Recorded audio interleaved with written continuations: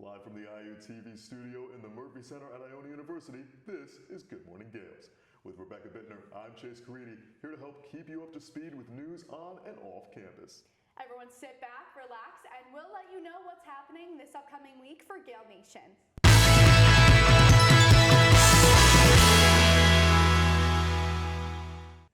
This week, some of the students majoring in media and strategic communications were inducted into the MSc Honor Society, achieving such a great accomplishment and putting their names into Iona media history.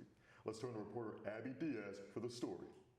I'm Abby Diaz for IUTV, and today we're in the Murphy Center for the Media and Strategic Communications Honor Society induction ceremony, where students are being recognized for their dedication and hard work in this program. Let's check it out. Congratulations on being inducted. How does it feel to not only be inducted into a National Honor Society, but for your major? Yeah, being inducted to the Media and Strategic Communications Honor Society is such an honor to me because I feel like this department as a whole, like in general, is so student-based. So to be inducted with, I think it was 9 other students, 10 students total, I think it was, is just such an honor for me because I've been working with these students for years now, and seeing so many people honored and, being able to speak about my experiences here and how this department has really benefited me was such a great experience. I mean, it feels great. It's just, it's great to see that so many of your peers, people you've worked with on, 5, 10 projects even over the years in classes, we're all here together. We all did the work. And I feel like this major in particular, with so many of the projects and the collaborative things, you work together so closely. You really, it's more than just 2 students working together. You become friends. So it's really great to be a part of this and then be a part of it with everybody else. What has been your favorite part of this program? I think the students and the faculty, because we all support each other. We're all here.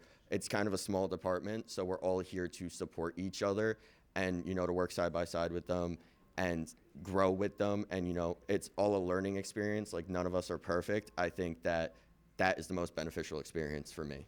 Well, IUTV, of course. IUTV was a big one. I've been a member all 3 years I've been here, so that was great. I've loved every minute of it. I love the people that you get to work with. Like I was saying earlier, just about working together with your peers.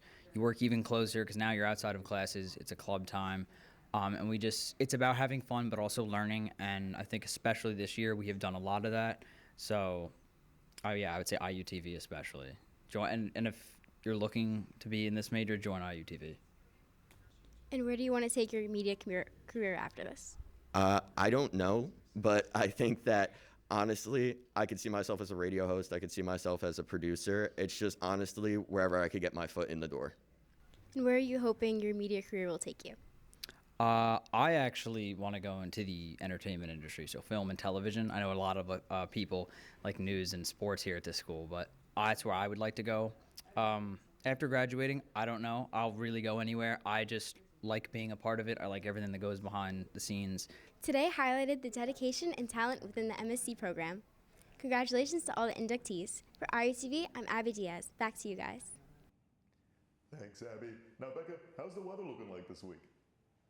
Thanks, Chase. Warmer weather is finally coming to New Rochelle. Temperatures are rising next week, going into the higher and lower 60s and 70s. We are expecting rain all throughout next week, so even though the warmer weather is coming, keep those umbrellas out.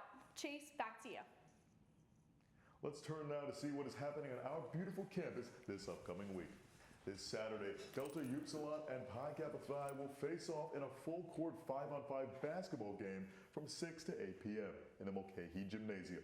The event will feature halftime entertainment, performances, and a live DJ battle between DJ Inzane and DJ Esh. In honor of Women's History Month, proceeds will support a women's charity. And on Monday from 12:30 to 1:30, the Office of Mission and Ministry will host a Stations of the Cross at the Columba Quad Lawn.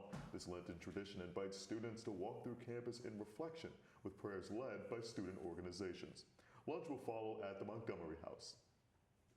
Tuesday brings Commuter Hour from 12 to 1 p.m., a space dedicated to commuter students to connect, relax, and enjoy activities between classes. And on Wednesday, students can join CA Molly in the LSU Commons from 12:30 to 1:30 to create personalized Easter baskets filled with candy, stuffed animals, and more. Now let's recap and see what happened this week on campus.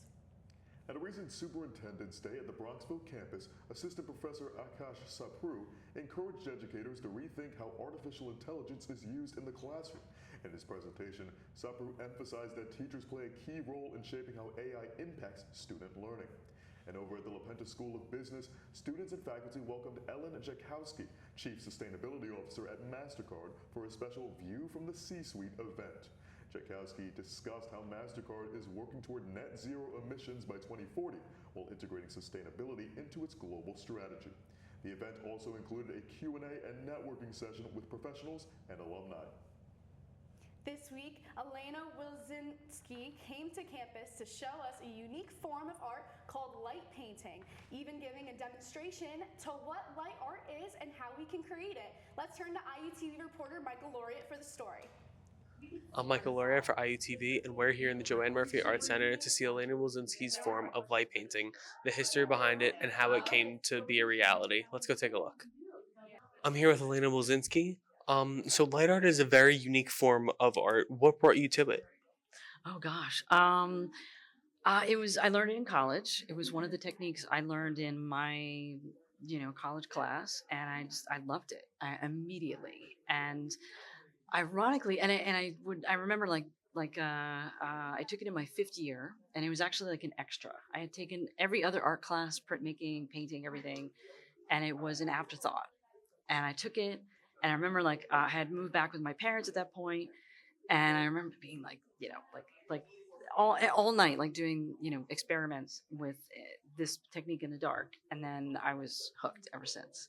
But I didn't do it for a long time, and I kind of left it to the side. Got into more commercial art, graphic design, web stuff, and came into it again about 7 years ago.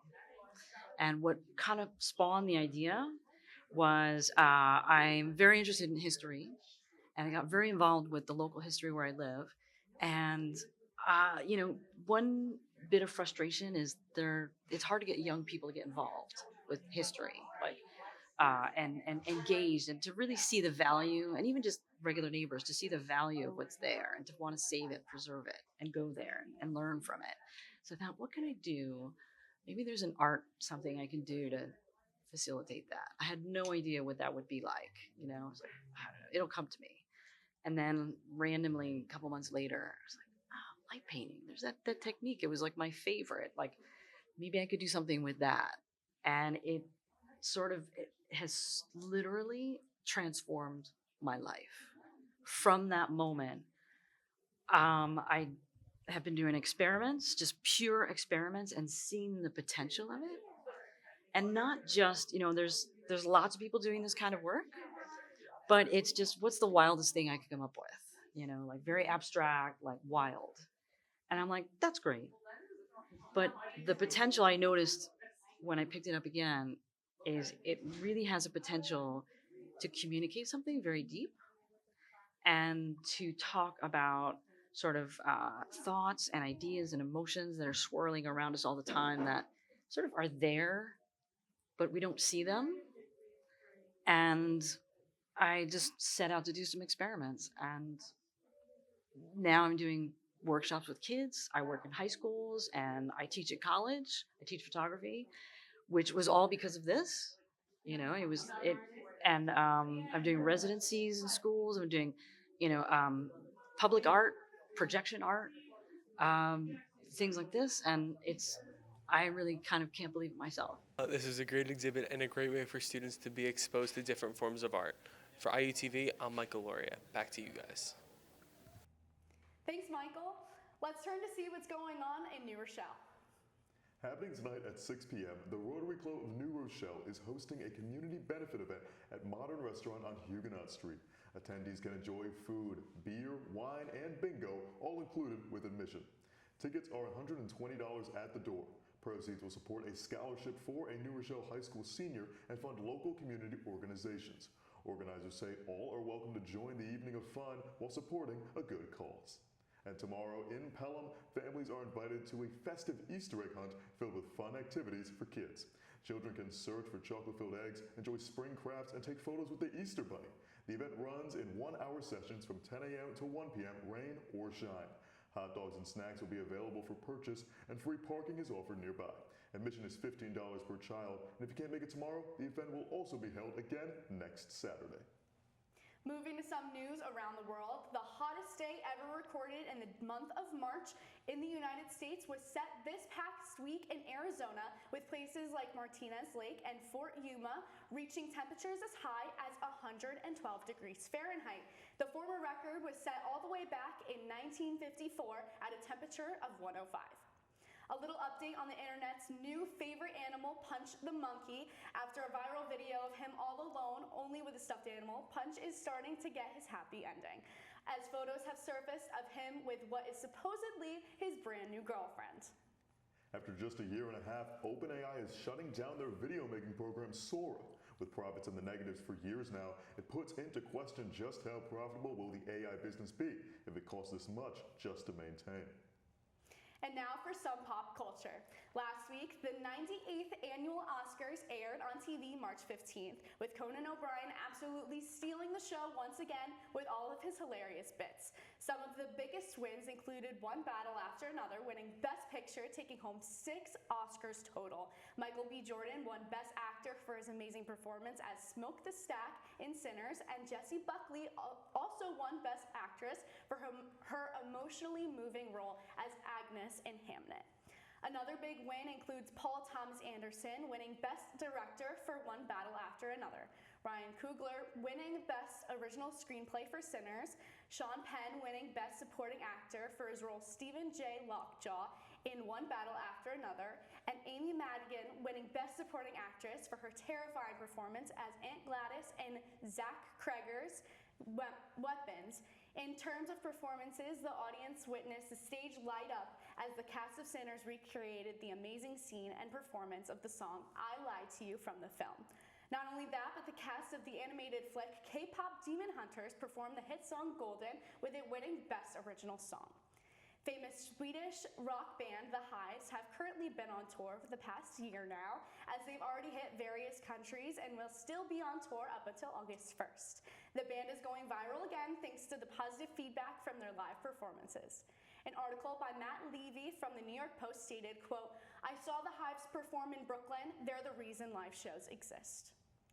Now, web swinging into cinemas July 31st will be Tom Holland reprising his role as everyone's favorite superhero, Spider-Man, in his new movie, Spider-Man: Brand New Day. The first trailer for Marvel's new film released last week on March 18th, and the trailer broke the record for being the most viewed trailer in history within 24 hours of release. Now, some sad news hit the world on March 19th as legendary actor and martial artist Chuck Norris passed away at the age of 86 after being hospitalized for an unspecified medical injury.